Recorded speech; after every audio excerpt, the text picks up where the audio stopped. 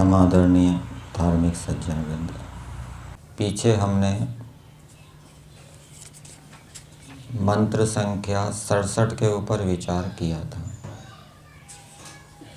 और इस मंत्र में राजधर्म के विषय में बताया गया था। तो जो राजपुरुष हैं, जो प्रजा को नियंत्रित करते हैं, उनका पालन करते हैं, उनको हृष्ट पुष्ट होना चाहिए और युद्ध करने की उनकी तीव्र इच्छा होनी चाहिए। युद्ध करने से वो डरने वाले ना हों, युद्ध करने के लिए हर समय उद्यत रहें, तीव्र इच्छा से युक्त हों। ऐसे राजपुरुषों को नियुक्त किया जाएगा जो उत्साही हैं, साहसी हैं, पराक्रमी हैं, तो राजा की विजय होगी। तो ऐसे मनुष्यों को सेना के अंदर नियुक्त करना चाहिए। आज मंत्र संख्या 68 के ऊपर विचार करेंगे। मंत्र है यज्ञो देवानां प्रत्येति सुम्नम आदित्यासो भवता मृडयन्तः आवो अर्वाची सुमतिर् ववृत्यादं होश्चिद्या वरी वोवे तरासत। इस मंत्र में भी राजधर्म का विषय बताया गया है। मंत्र का तात्पर्य भावार्थ में हमें दिया है। जिस देश में पूर्ण विद्या वाले राज कर्मचारी हों, वहाँ सबकी एकमति होकर अत्यंत सुख बढ़े। तो राज कर्मचारी सभी पूर्ण विद्या वाले होने चाहिए। इससे उनके विचार एक रहेंगे और उससे प्रजाओं को सुख होगा। और यदि मूर्ख व्यक्ति भी हों, विद्वान भी हों, तो विचारों में मेल नहीं खाएगा और उससे फिर प्रजा को भी सुख नहीं होगा। तो सभी राज कर्मचारियों को पूर्ण विद्या वाले होना चाहिए। पूर्ण विद्या वाले मतलब जितना उनका सामर्थ्य है विद्या प्राप्त करने का, राज कर्मचारी होने के लिए जितनी विद्या आवश्यक है उतनी होनी चाहिए। पदार्थ में दिया है हे आदित्यासः, प्रजाएं विद्वानों को संबोधित कर रही है। हे आदित्यासः, सूर्यवत तेजस्वी पूर्ण विद्या वाले लोगों। हे आदित्यो, वैसे आदित्य शब्द होता है और वेद के अंदर असुक का आगम हो जाता है बहुवचन में, आदित्यासः, हे आदित्यो।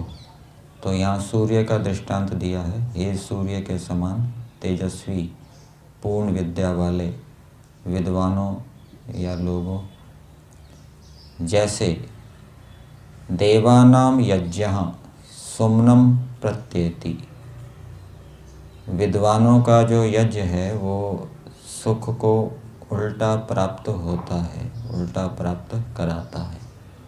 अर्थात विद्वान लोग यज्ञ करते हैं और उस यज्ञ से फिर दूसरे सभी प्राणियों को सुख होता है। वो बल प्रतिक्रिया के रूप में हम सभी प्राणियों को उससे सुख की प्राप्ति होती है, जलवायु आदि की शुद्धि के रूप में।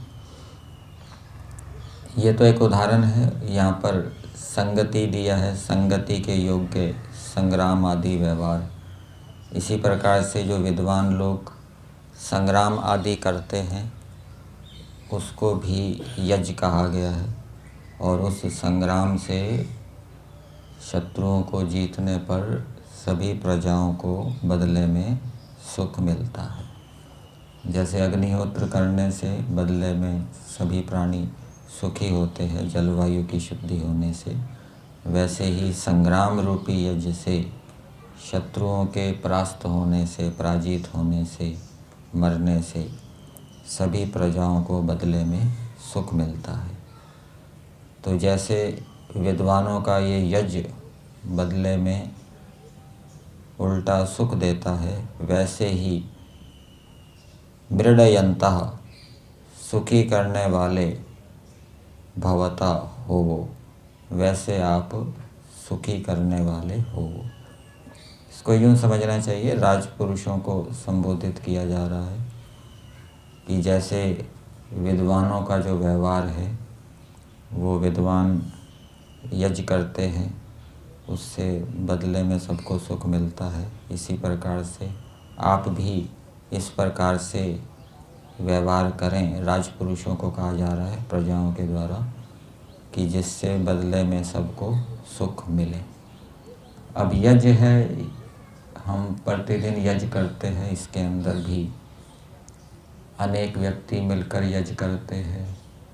सबका विचार लक्ष्य एक होता है कि यज्ञ करना है। कोई आसन बिछाता है, कोई पानी की व्यवस्था करता है, कोई झाड़ू लगाता है, कोई समिधाएं रखता है। सबके मन में एक ही लक्ष्य होता है, यज्ञ का अनुष्ठान हो। एक विचार, एक मत होता है। तो इसी प्रकार से विद्वान भी एक मत होते हैं। ऐसे ही प्रजाएं कह रही हैं कि आपको भी, राजपुरुषों, आपको भी एक मत होना चाहिए। आप में विचार भेद नहीं होना चाहिए परस्पर, जिससे कि हम सब प्रजाओं को सुख हो। फिर आगे दिया है, जैसे वह तुम्हारी वरी बोवित तेरा अत्यंत सेवा को प्राप्त, हम हमारे अनुकूल अर्वाची सुमति उत्तम बुद्धि अच्छे प्रकार वर्ते, अंगो अपराधी की चित्त भी वैसे ही सुख करने वाली हमारे अनुकूल बुद्धि होवे। राजपुरुषों को अब दूसरी और बार संबोधित किया जा रहा है। फिर कहा जा रहा है कि जैसे आपकी हमारे अनुकूल बुद्धि है, अर्थात आप, हम प्रजाओं का सब प्रकार से उन्नति के लिए, विकास के लिए प्रयास करते हैं। अच्छा स्वास्थ्य हो, अच्छी शिक्षा हो, सफाई हो, सुविधाएं हो।